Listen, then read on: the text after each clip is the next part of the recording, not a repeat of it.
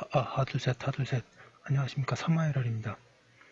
송덕수 교수님과 제10판 신민법 강의 3회독 61페이지 제3장 법률행위 시작하겠습니다. 사마에럴TV 절차 구독 추천을 부탁드리고 유튜브 구독을 권합니다. 제1절 권리변동의 일반이론. 로마자 1번 서설. 법률 요건에 의한 법률 효과의 발생. 앞에서 본 바와 같이 사람의 사회생활 관계는 여러 방면에서 다양한 모습으로 존재한다. 그리고 그러한 생활관계 가운데 법의 규율을 받는 생활관계를 법률관계라고 하며, 법률관계는 대부분 권리의무관계로 나타난다. 그런데 법률관계는 세상에 존재하지 않던 것이 처음으로 생기는가 하면 발생, 다른 것을 바꾸기도 하고 변경, 또는 없어지기도 한다. 소멸. 법률관계의 이러한 변화, 즉 발생, 변경, 소멸을 통틀어서 법률관계의 변동이라고 한다. 그리고 법률관계는 결국 권리관계로 나타나므로 법률관계의 변동은 권리의 변동이라고 할 수 있다. 이와 같은 법률관계의 변동 내지 권리의 변동은 아무런 원인도 없이 생기는 것이 아니다. 그것이 일정한 원인이 있는 경우에는 그 결과로서 발생한다. 이를 법률관계의 변동의 원인이 되는 것을 법률요건이라고 하고, 그 결과로서 생기는 법률관계의 변동을 법률효과라고 한다. 예를 들어 본다. A는 B에게 그가 가진 그림 한 점을 100만원에 사라고 하였고, B는 그러겠다고 하였다. 이 경우에 A와 B 사이의 그림의 매매계약이 성립한다. 그리고 이 매매계약의 결과로 B는 A에 대하여 그림의 소유권 이전 청구권을 가지게 되고, A는 B에 대해서 대금 100만원의 지급 청구권을 가지게 된다. 이러한 예에서 B와 A에게 채권이 발생하게 되는 것을 보면 법률효과이고, 그 법률효과 발생의 원인이 된 매매계약이 법률요건이다.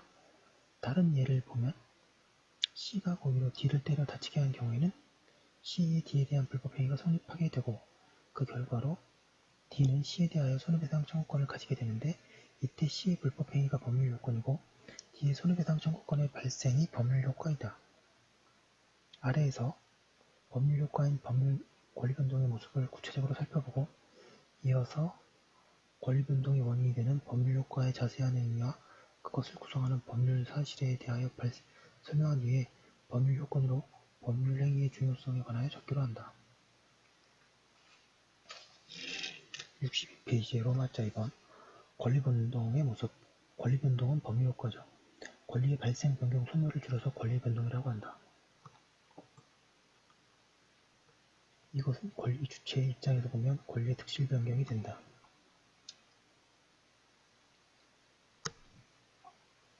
1번의 권리의 발생, 취득. 권리의 발생은 곧 권리의 취득인데, 이에는 원시취득과 승계취득이 있다. 양가를 1번은 원시취득. 원시취득은 타인의 권리를 바탕으로 하지 않고서 원시적으로 취득하는 것이다. 그래서 원시취득이죠. 원시취득이 되는 권리는 세상이 새로이 생겨난다. 가옥의 신축에 의한 소유권 취득, 선점, 습득, 취득시효, 선유취득에 의한 소유권 취득, 인격권, 가족권의 취득이 그 예이다. 양가로 2번은 승계취득.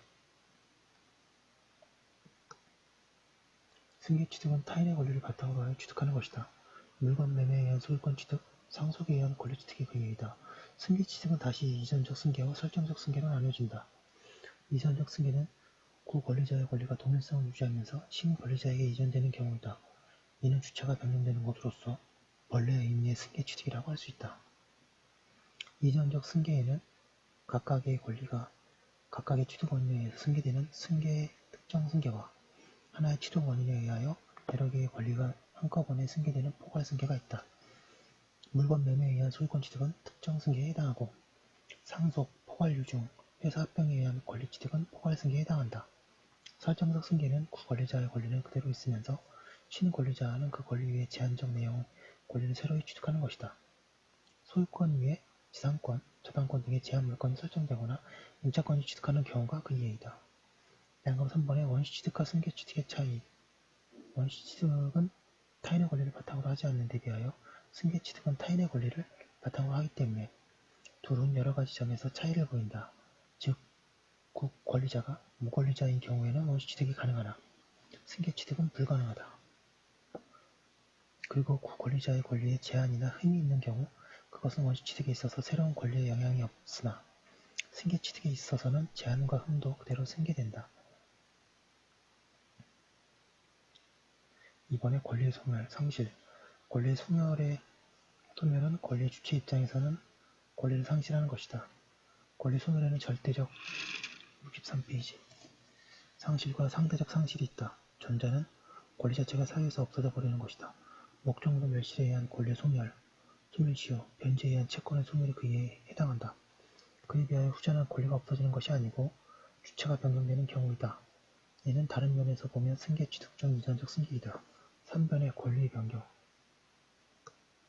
권리의 변경은 권리가 동일성을 유지하면서 주체, 내용 또는 작용에 있어서 변화가 있는 것이다. 동그라미 1번 주체의 변경은 다른 면에서 보면 권리의 이전적 승계이다. 동그라미 2번 내용의 변경은 권리의 내용이 질적으로 또는 양적으로 변경되는 것이다. 물건의 인도 채권이 채무 불이행으로 인하여 손해배상 채권으로 변하는 것은 전자의 예이고 물건 위에 제한 물건이 설정되거나 이미 설정된 제한 물건이 소멸하는 것은 소유권의 내용이 감소되거나 증가되는 점에서 후자에 해당한다. 동그라미 3번에 작용의 변경은 권리의 작용에 관하여 변경이 있는 것으로서 선순위 저당권의 소멸로 인해서 저당권 순위의 승진, 부동산 임차권의 등기에 의하여 대항력을 가지게 되는 것 등이 그 예이다. 네, 여기 앞에서 얘기한 것을 표로 정리하였습니다. 64페이지 로마트 3번의 권리 변동의 원인, 법률 요건과 법률 사실. 1번의 법률 요건. 양가 1번. 종래 우리의 문헌의 대부분, 표현은 조금씩 달라도 법률 요건은 일정한 법률 효과를 발생케 하는 사실들을 통틀어 일컫는 말이라거나 일정한 법률 효과의 발생을 위하여 필요하고도 충분한 원인이 되는 사실의 전체라고 정의하였다. 그리고 이들 중에 법규는 이러이러한 사실이 있으면 이러이러한 효과가 생긴다는 가언적 판단의 모습을 취하여 이때 조건명제에서 요구되는 요건의 전체가 법률 요건이고 귀결 명제에서 주어지는 효력이 법률 효과라고 하는 설명을 덧붙이는 것도 있다. 다수설의 문제점과 사견. 다수설은 몇 가지 문제점을 보여주고 있다. 우선 법률 요건이 사실들의 병렬적인 총집합인 것으로 표현되고 있는 점에서 그렇다. 가장 대표적인 법률 요건인 법률행위 가운데 계약은 둘 이상의 의사표시라는 법률 사실들만으로 법률 요건이 되지 않으며 의사표시들은 일치가 있어야 비로소 법률 요건이 된다. 나아가 다수설은 법규가 요구하는 요건의 전체가 법률 요건이라고 하고 있다. 그러나 이는 형법상의 범죄 구성 요건을 그대로 연상시키는 것으로서 민법에는 맞지 않다. 예컨대 민법상 하나의 법률 요건인 법률행위가 성립하면 민법 750조에 의하여 가해행위, 고의, 과실, 위법성, 손해발생이 필요하게 되는데 다수의 설명에 의하면 불법행위의 성립 요건인 가해행위 등이 모두 법률 사실인 것으로 오해하게 된다. 가해행위 등은 불법행위의 성립 요건일 뿐이다. 그리고 불법행위는 그것이 법률 요건이면서 또한 법률 사실이기도 하다. 뿐만 아니라 계약에 있어서 법규범이라는 것은 별 의미를 갖지 못한다. 사견으로는 법률 요건은 법률 효과의 발생에 적합한 법적 상태라고 정의하였으면 한다. 이때 법률 효과 앞에 일정한이라는 수식어는 없어야 하며 꼭 둔다면 어떤이라는 부정관사를 두어야 한다. 그 이유는 특히 계약의 경우 법률 효과가 한정되어 있지 않기 때문이다. 법률 요건에 관하여 이러한 개념 등을 들고서 그것이 법률 사실로 구성되고 계약의 경우에는 법률 사실의 결합까지도 필요하다는 점에 설명해 주어야 한다. 법률 요건은 뒤에서 살펴보게 되는 법률행위의 요건과는 구별된다. 후자는 법률 요건의 일정인 법률행위에 있어서 그것이 성립하고 유효하기 위한 요건의 문제이다. 양가로 이번에 구체적인 예. 법률 요건 가운데 가장 대표적인 것은 법률행위이다. 그러나 법률 요건에는 법률행위 외에 준법률행위, 불법행위, 부당이득, 사무관리 등 여러 가지가 있다.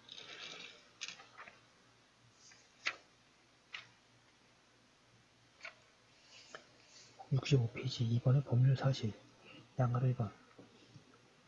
의. 법률 요건을 구성하는 개개의 사실이 법률 사실이다. 이러한 법률 사실은 단독으로 또는 다른 법률 사실과 합해져서 법률 요건을 이루게 된다. 예를 들어 유언, 취소, 해제는 의사표시라는 하나의 법률 사실이 곧바로 법률 요건으로 단 것이고 매매, 임대차 등의 계약은 청약이라는 의사표시에 승낙이라는 의사표시가 결합하여 하나의 법률 요건으로 된 것이다. 양가 2번의 분류. 전통적인 문헌들은 법률 사실을 크게 사람의 정신작용에 기초한 사실인 용태와 그렇지 않은 사실인 사건으로 나뉘고 용태를 다시 세분화해 봤다.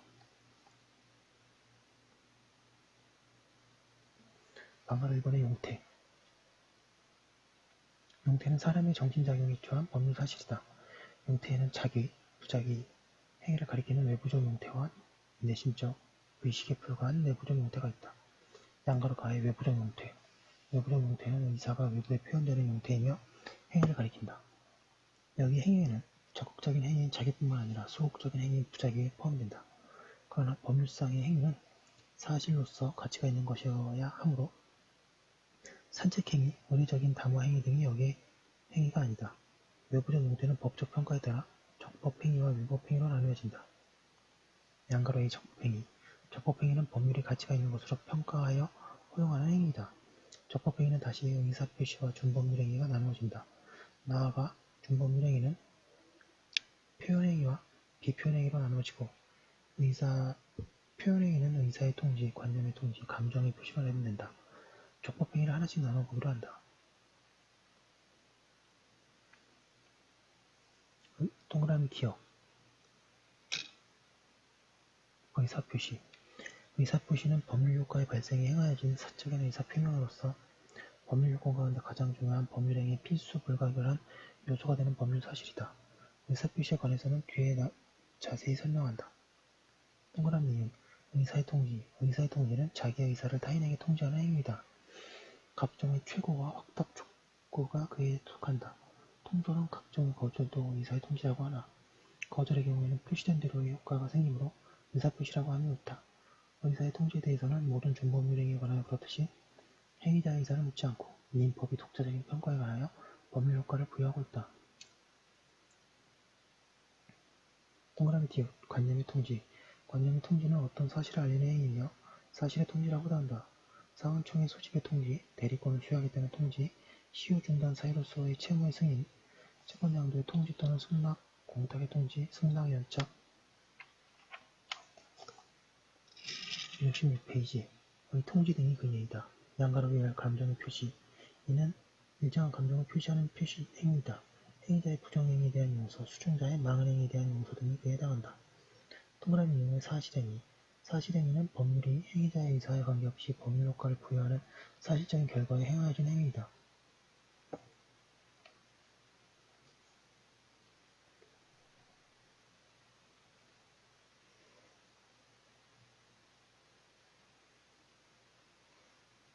통설은 사실행위는 외부적 결과의 발생만 있으면 법률이 일정한 효과를 부여하는 순수 사실행위와 그 밖에 어떤 의식 과정이 따를 것을 요구하는 순수 혼합 사실행위로 나누고 있다. 순수 사실행위 예로는 주소의 설정, 매장물의 발견, 가공, 저장물에 착물을 줄 수 있다. 매주가 이렇게 외웠죠 옛날에. 요즘 시험에 잘 안 나옵니다. 부합, 혼합도 사람의 행위에 의할 경우에는 순수 사실행위에 해당한다.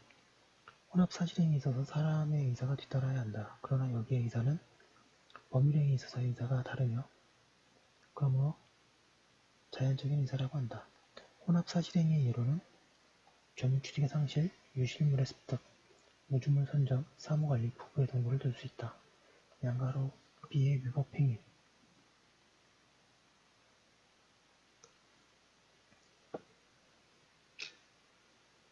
위법행위는 법률이 가치가 없는 것으로 평가하여 허용하지 않는 행위다. 위법행위의 경우에는 법질서가 행위자에게 불이익을 부과한다. 통설에 의하면 민법상의 위법행위에는 채무이행과 불법행위가 있다고 한다. 양가로 나의 외부적 용태. 이는 내심적 의식이다. 이 내부적 용태는 예외적으로만 법률행위로 되고 있다. 내부적 용태에는 관념적 용태와 의사적 용태가 있다. 양가로 이의 관념적 용태. 이는 선이야기, 정당한 대리인이라는 신뢰와 같은 일정한 사실에 의한 관념 또는 인식이 있느냐 없느냐의 내심적 의식을 말한다. 양가로 B의 의사적 용태. 이는 일정한 의사를 가지고 있느냐 없느냐의 내심적 과정을 가리킨다. 소유의 의사, 제3자의 변제에 있어서 채무자의 허용 또는 불허용의 의사, 사무관리의 경우에 본인의 의사 등이 의사적 용태의 예이다. 방가로 이번에 사견. 사건. 사건은 사람의 정신작용에 기초하지 않은 법률 사실이다. 사람의 출생과 사망, 실존, 시간의 경과, 물건의 자연적 발생과 소멸 등은 사건에 의해이다. 그리고 통설은 물건의 파괴, 투명 과실의 분리, 부와 포나와 같은 사람의 정신작용에 의한 것이라도 정신작용을 문제 삼지 않고 오직 결과의 발생만을 문제로 삼아서 일정한 법률 효과를 부여하는 법률 사실도 사건에 포함시킨다. 그러나 사람의 정신작용이 위치한 것은 사건이 아니라고 해야 한다. 지금 얘기한 것 표로 정리하겠습니다. 67페이지. 두 번째 4번에 법률 요건으로서의 법률행위의 중요성. 이미 설명한 바와 같이 어떤 법률 요건이 있으면 권리 변동이라는 법률 효과가 발생하게 된다. 그러나 법률 요건에는 법률행위 외에도 준법률행위, 불법행위 등 여러 가지가 있다. 이러한 법률 요건 가운데 가장 중요한 것은 법률행위이다. 그 이유는 당사자가 원하는 대로 법률 효과가 발생하는 법률 요건은 오직 법률행위밖에 없기 때문이다. 법률행위가 아닌 법률 요건의 경우에는 당사자의 의사와는 관계없이 법질서에 의하여 일정한 법률 효과가 주어진다. 그리고 그것들의 대부분은 법률에 규정되어 있다. 이처럼 법률행위만이 당사자가 원하는 대로 법률 효과를 생기게 하기 때문에 사적 자치가 기본 원리로 되어 있는 우리 민법상 법률행위가 당연히 가장 중요한 법률 요건이 되는 것이다. 사적 자치는 바로 법률행위에 의하여 법질서에서 실현되게 된다. 법률행위는 나머지 법률 요건 정보를 합한 것보다도 더 중요하다. 네, 이거는 그냥 밑줄 치겠습니다. 분야에 따라서 민법이 권리변동의 법률행위의 경우에 나머지의 경우로 구분하여 구별하기도 한다. 가령 부동산에 관한 물권 변동에 있어서 그렇다. 위에서 법률행위의 경우에는 당사자가 원하는 대로의 효과가 발생한다고 하였는데 그것은 구체적으로 어떤 의미인가? 법률행위는 법률 요건들이 모두 그렇듯이 법률 사실로 이루어져 있다. 그리고 그 법률 사실에는 반드시 의사표시가 포함되어야 한다. 실제로는 대부분의 법률행위가 의사표시로만 구성되어 있으나 반드시 그래야 하는 것은 아니며 거기에는 다 68페이지 이런 법률사실이 들어있을 수도 있다.